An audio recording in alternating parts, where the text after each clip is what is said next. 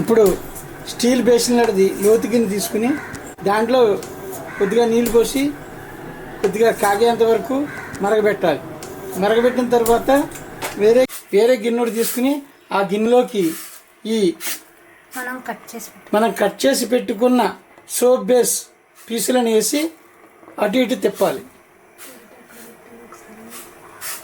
ఇప్పుడు ఇలా మొదలుపెట్టిన తర్వాత వేపాకు మనకు కావాల్సిన షేపులో కానీ లేదా వేపాకు సోప్ రైల్లో కలిపి పోసుకోవచ్చు, లేదా మౌంట్ ఉంటే మౌంట్లో వేసుకోవచ్చు.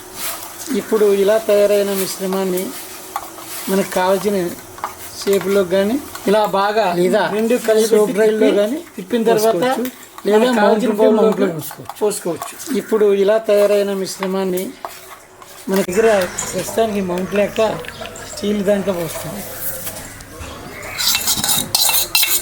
ఇలా తయారైన దాన్ని ప్రస్తుతానికి మౌంట్లో 6 గంటలు బయట ఉంటే గట్టిపడిపోద్ది.